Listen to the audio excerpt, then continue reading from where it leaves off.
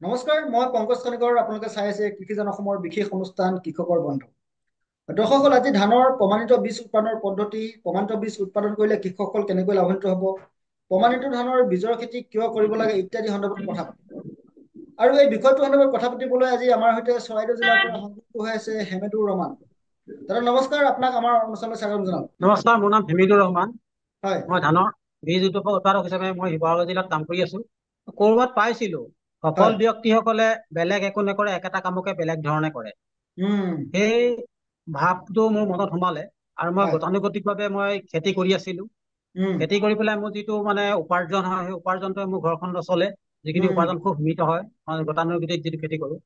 গতিকে হয় মোৰ ধানত মূল্য সংযোজনৰ কথাটো মোৰ মগজুত সোমালে। অ গতিকে মূল্য সংযোজন কৰিবৰ যাওঁতে মোক ধানৰ বীজ উৎপাদন কৰিলে যে ধানৰ মূল্যটো বৃদ্ধি পাব, সেই কথাটো হয় মই বুজি পালো। অ আৰু আমাৰ কাষতে থকা শিৱসাগৰ জিলা কৃষি বিজ্ঞান কেন্দ্ৰখনে মোক ইয়াত সহায় কৰিছে। উম তেওঁলোকে মোক বিভিন্ন সময়ত প্ৰশিক্ষণ দিছে। হয় বৰ্তমান প্ৰধানমন্ত্ৰী কৌশল বিকাশ যোজনাৰ অধীনত মই বীজ উৎপাদনৰ বাবে প্ৰশিক্ষণ ললো। উম প্ৰশিক্ষণ লোৱাৰ পাছত বীজ উৎপাদনৰ বাবে যিখিনি জ্ঞান লাগে, জ্ঞানখিনি আয়ত্ত কৰি পেলাই মই বীজ উৎপাদনৰ ফিল্ডখনত পথাৰত মই নামিছো। আৰু হয় ইয়াৰ পৰা মই যথেষ্ট উপকৃত হৈছো। ধানৰ বীজৰ উৎপাদন কৰিবলৈ মই এই কাৰণে বাছি ললো। হয় ধানৰ বীজৰ চাহিদা আমাৰ এই অঞ্চলত বহুত আছে। আগতে উম মই ধানটো অসম কৃষি বিশ্ববিদ্যালয়ৰ পৰা বীজ আনি পেলাই মই খেতি কৰো। খেতি কৰি কিন্তু আছিলে আমাৰ হয় সেই বীজখিনি আমি থলুৱা কৃষকসকলৰ পৰা বঞ্চিত হৈ থাকে। গতিকে উম মই থলুৱা কৃষকসকলক উপযুক্ত মূল্যত যাতে বীজখিনি প্ৰদান কৰিব পাৰো, তেনে হয় এটা সেৱা মনোভাৱেৰে মই এই ক্ষেত্ৰত আগবাঢ়িছো। অ আৰু তাৰ পৰা ধানৰ যিটো মূল্য, হয় ইয়াৰ ধানৰ মূল্যটো বৃদ্ধি পাইছে আৰু মোৰ উপাৰ্জনো বৃদ্ধি পাইছে। দাদা, মই আৰু এটা কথা সুধো আপোনাক। যদি এজন কৃষকে, মই যেনিবা প্ৰমাণিত ধানৰ বীজ উৎপাদন কৰিবলৈ মানে ল'ব বিচাৰিছো, মই প্ৰথমে কেনেকুৱা ধৰণৰ কাম কৰিব লাগিব? ধানৰ উৎপাদনৰ বাবে এটা উলিয়াই প্ৰক্ৰিয়া আছে। প্ৰথমে আপোনাৰ কৃষি ভূমিখিনি ৰেজিষ্ট্ৰেশ্যন কৰিব লাগিব, ফাৰ্ম ৰেজিষ্ট্ৰেশ্যন কৰিব লাগে।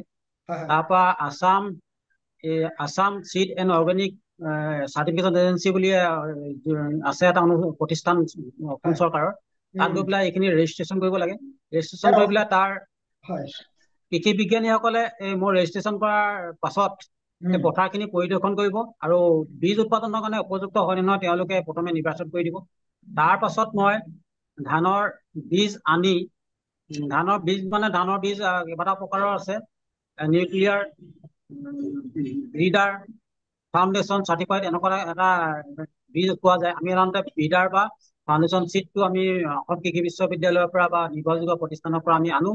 হয় আনি পেলাই তাক আমি পথাৰত যেনেকে বীজ উৎপাদনৰ বাবে যিখিনি নিয়ম নীতি থাকে, সেই নিয়ম নীতি প্ৰক্ৰিয়াৰে যদি আৰম্ভ কৰো, তেনেকে কৰি পেলাই আমি বীজ উৎপাদন কৰি আছো। আৰু বেলেগ কৃষকেও একেটা পদ্ধতিৰে যাব লাগিব। হয় প্ৰথমে ফাৰ্ম ৰেজিষ্ট্ৰেশ্যন কৰিব লাগিব, তাৰ উম পৰা এচকত গৈ পেলাই যোগাযোগ কৰিব লাগিব।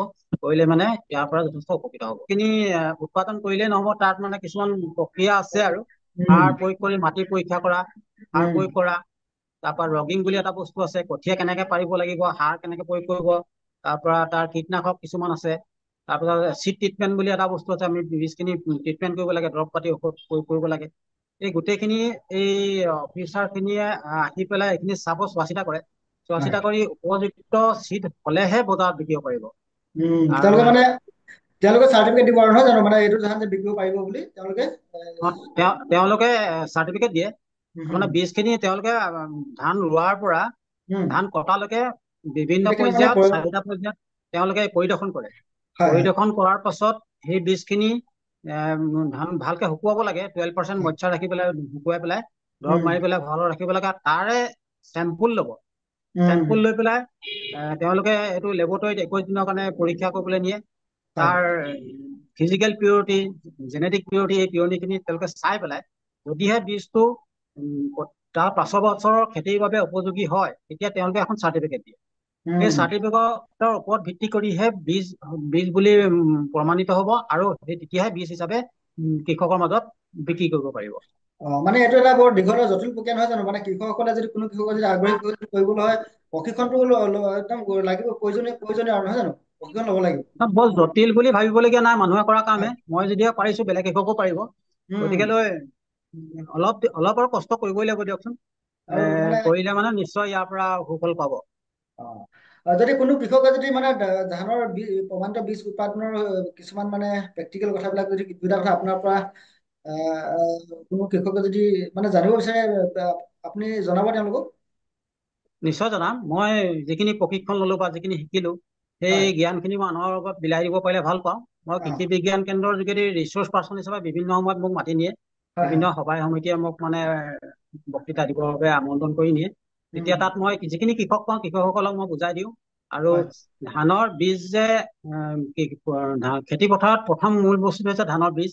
বীজটো উন্নত মানদণ্ডৰ বীজ ব্যৱহাৰ কৰিলে মানে আমাৰ উৎপাদন দুগুণলৈ বৃদ্ধি পায়।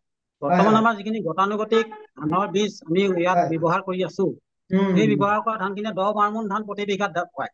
কিন্তু হয় মই এতিয়া যিবিলাক ধান বীজ উৎপাদন কৰি আছো, হাই এল্ডিং ভেৰাইটি, উচ্চ উৎপাদনক্ষম জাতৰ ধান, হয়।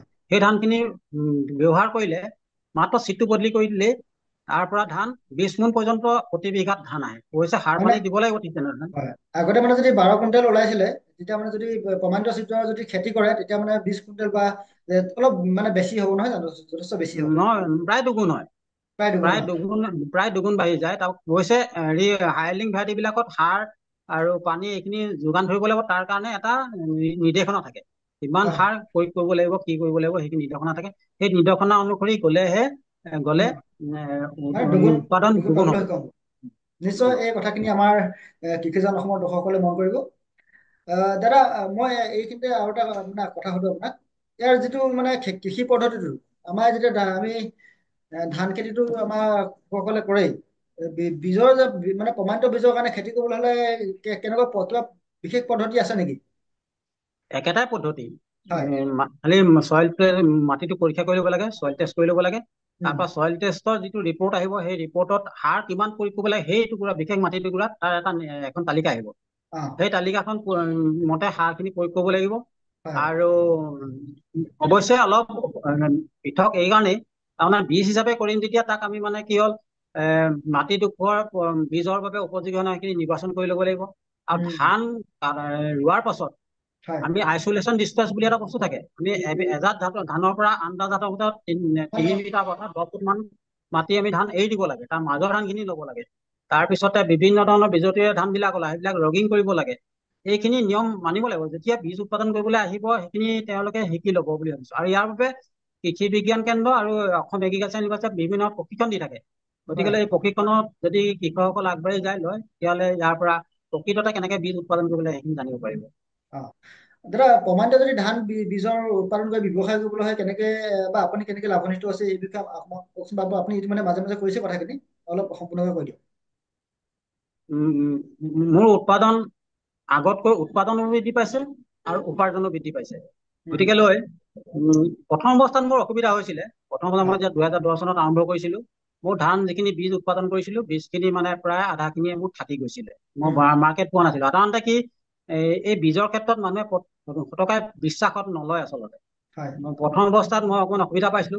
লাহে উম, লাহে যেতিয়া মানুহে মোৰ বীজখিনি ব্যৱহাৰ কৰিলে, ভাল ব্যৱহাৰ ফলাফল কৰাৰ পাবলৈ। পাছত বীজখিনিৰ পৰা মই যিখিনি ৰাইজে যিটো ফিডবেক পালো, তাৰ হয় পৰা মই এতিয়া মোৰ বীজ মানে বিক্ৰী কৰিলে মোৰ একো অসুবিধা নাই। এখন মই ধুনীয়া এখন বজাৰ পাই আছো।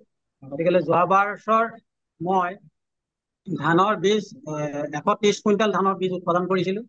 তাৰে হয়। মোৰ বীজ এমুঠিও নাথাকিলে, গোটেইখিনি বিক্ৰী হৈ গ'ল। এইবাৰ মই 150 কুইণ্টেল ধান মই বিক্ৰী কৰাৰ বাবে সাজু কৰিছো, এই অহা খেতিৰ বাবে। গতিকে সেইখিনি চাৰ্টিফিকেশ্যন হ'ব, হোৱাৰ পাছত সেইখিনি বিকিলে মানে প্ৰকৃত কৃষকসকলক মই বিলাই দিব পাৰিম। মোৰ ধানৰ বীজৰ এটা হেৰি আছে, ব্ৰেণ্ড এটা ঠিক কৰি এই লৈছো। ব্ৰেণ্ডটো আমি দেখি আছো, আপোনাৰ কাষতে আছে, মই বেগ এটা দেখিছো আমাৰ। ব্ৰেণ্ডটো হৈছে হয়। অৰাইজা চিড প্ৰডাক্ট। উম, অৰাইজা বুলি কয় নামটো, চাৰ্টিফাইড পেডিচিড। হয়। আৰু ইয়াত এটা চৰকাৰী টেগ থাকে। অ, চৰকাৰে মানে চৰকাৰে এটা টেগ মাৰি দিয়ে। ইয়াত হয়। তেওঁলোকে অফিচাৰ বিলাক আহি পেলাই টেগ মাৰি দিয়ে। টেগ উম, মাৰি দিয়াৰ পাছত এই টেগৰ সৈতে এই ধানখিনি মানে যদি সম্পূৰ্ণ বিশুদ্ধ হয়, তেতিয়া টেগ মাৰে আৰু সেইখিনি বীজ হিচাপে কৃষকে ব্যৱহাৰ কৰিব পাৰে। অ, এই ব্ৰেণ্ডটোৱে অৰাইজা চিড প্ৰডাক্ট। অৰাইজা ব্ৰেণ্ডটো এতিয়া মানে শিৱসাগৰত প্ৰায় পৰিচিত এটা ব্ৰেণ্ড। অ, আপোনাৰ ওচৰত কি কি ধানৰ জাত আছে? মোৰ ওচৰত বৰ্তমান ৰঞ্জিত, মাচুৰি, হয়। বাহাদুৰ, কেতেকী জহা, আঘুনি বৰা, তাৰপিছতে ৰঞ্জিত চাউৱান, আৰু এটা এবাৰ নতুনকে সংযোজন কৰিছো লাৱণ্য বুলি এটা ধান। লাৱণ্য যিটো মানে লাৱণ্যটো ধানটো আচলতে হেৰি হ'ল, ব্লেক ৰাইচটো নি বাৰু? ব্লেক ৰাইচ নহয়, তো অ, লাৱণ্য হয়। লাৱণ্য ব্লেক ৰাইচৰ পৰা অলপ পৃথক। হয়। ইয়াত মানে বহুমূত্ৰ ৰোগীৰ বাবে খুব উপযোগী এই ধানটো। সেইকাৰণে অসম কৃষি এগ্ৰিকালচাৰ ইউনিভাৰ্চিটিয়ে উদ্ভাৱন কৰিছে 2-3 বছৰমান হ'ল।